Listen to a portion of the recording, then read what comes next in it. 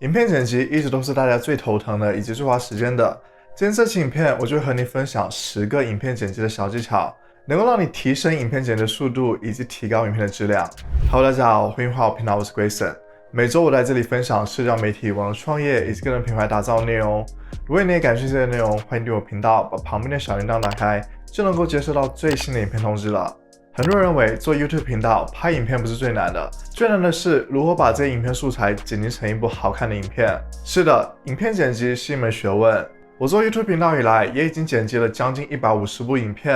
在这个过程中，我也不断的学习影片剪辑的技巧，来提高我的影片剪辑效率，以及提高我的影片质量。在这里，我也把我心得整理成了一份高效影片剪辑攻略，大家可以通过评论区的链接进行下载。里面会告诉你剪辑一部 YouTube 影片你需要的所有步骤，按照这里面的步骤，能够让你更有条理、更有效率。今天这期影片，我也会和你分享10个影片剪辑的实用小技巧，运用这些技巧一定对你的影片剪辑有所帮助。首先，第一个技巧就是看音频进行剪辑。大家在拍摄完 YouTube 影片之后，第一步就是对这些素材影片进行初剪。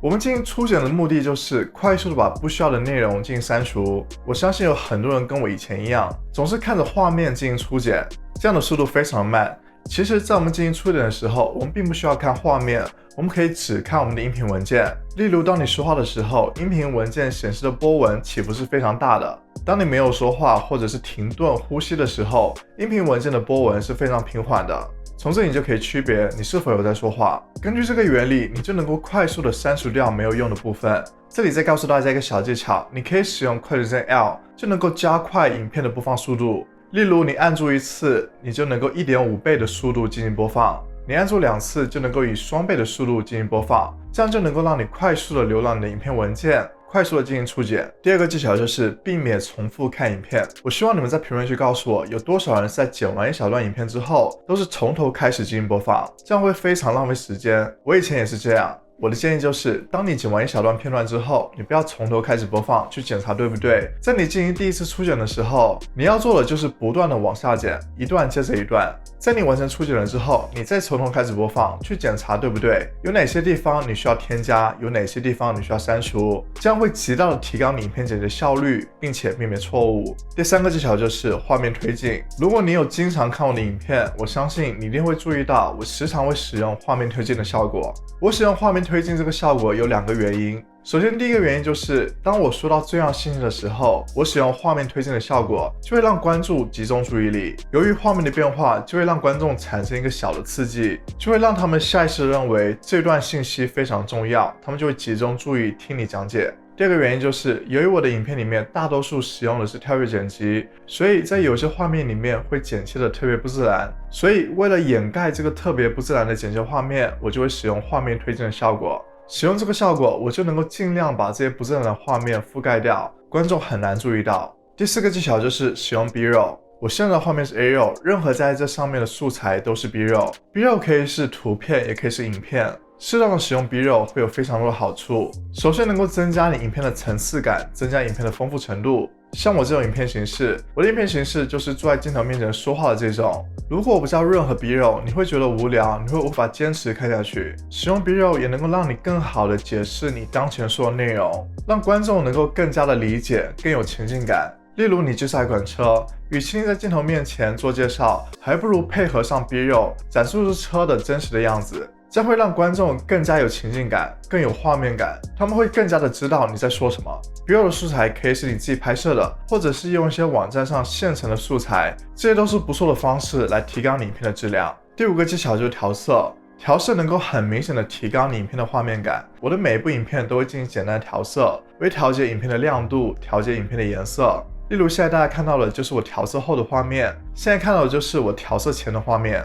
我相信你们能够看出很大的区别。当然，你不需要像专业的影片剪辑师一样使用复杂调色，你只需要找到自己的风格，进行简单的调色就可以了。现在市场上也有卖一些调好的颜色预设，你只需要运用这些预设到你的画面里面，就能达到不错的效果。也欢迎你们在评论区告诉我，你们是否有进行画面调色。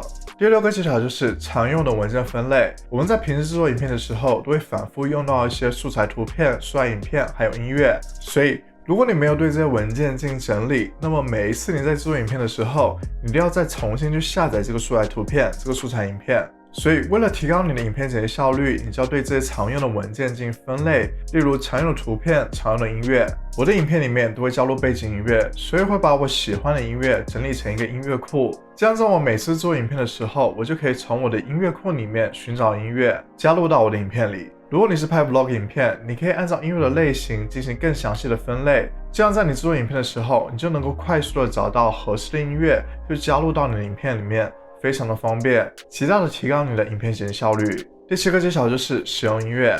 我们继续音乐这个话题。我们都知道，影片需要一种节奏感，音乐的使用能够很大的影响影片的节奏。我们平时在看影片的时候，如果你有仔细观察，有些影片会通过音乐来改变整部影片的节奏。例如，当进入到一个悲伤的情境时，创作者就会插入一段悲伤的音乐，让你感觉到悲伤的画面。这时候，整部影片的节奏就慢了下来，接着又进入到了一个欢快的情境，创作者插入一段欢快的音乐，你也被带入到了欢快的情境中。这时候，整部影片的节奏又快了起来。这就是创作者通过不同的背景音乐来改变影片的节奏感，来增加观众的观看体验，给观众不一样的感受。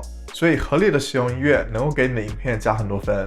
第8个技巧，内容计划。内容计划很重要，这不仅体现在了影片剪辑上，也会影响到你拍摄影片的速度。有个内容计划，你就会知道你要拍什么，你会在临场的时候想到什么拍什么。就拿我的影片为例子，每一部影片我都会写好脚本，这就会让我在拍摄的时候知道我应该拍摄哪些内容。我在之后进行影片剪辑的时候，我只需要把我错误的地方剪除掉，我并不会多拍很多内容。如果你是拍更加复杂的影片，例如你要去室外，你要拍摄不同场景、不同角度，你就更需要一个内容计划，这会很大的节约你的时间，你会避免你少拍很多重要的画面。在你之后影片剪辑的时候，你会少花很多的时间去删除掉那些没有用的画面。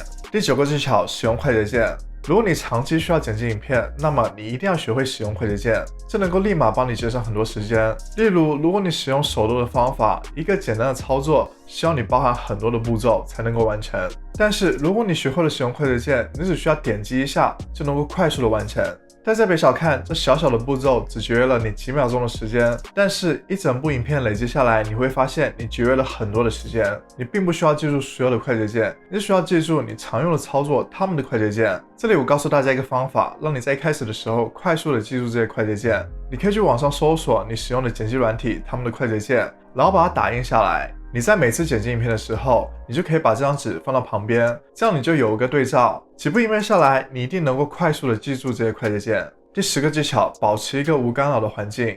我们在剪辑影片的时候，有一个无干扰的环境非常的重要。你在剪辑影片的时候的状态会影响到你最终影片剪辑出来的效果。在你剪辑影片的时候，你需要一段的时间才能够进入到那个状态。如果你面对很多干扰，例如你同时在和朋友聊天，你把你的手机放到旁边，你时不时的会刷新你的社交媒体，那么面对这些干扰，你就很难进入一个剪辑影片的状态，你的效率会非常低下。所以在我进行影片剪辑的时候，我都会把我的手机放到另外一个房间，我的电脑只打开我的剪辑软体，让我进入一个无干扰的状态，这样我就能够专心的进行影片剪辑。当我进入到一个状态之后，我就会知道我应该怎么样剪辑才能让我的影片呈现出更好的效果。所以我强烈建议大家在进行影片剪辑的时候，空出一段时间，排除外界的干扰，让自己进入到一个状态，提高影片剪辑的效率，提高影片剪辑的质量。影片剪辑是我们经营 YouTube 频道的重要一步，希望这期影片分享的影片剪辑的小技巧，能够帮助你提高影片剪辑效率，制作出更好的影片。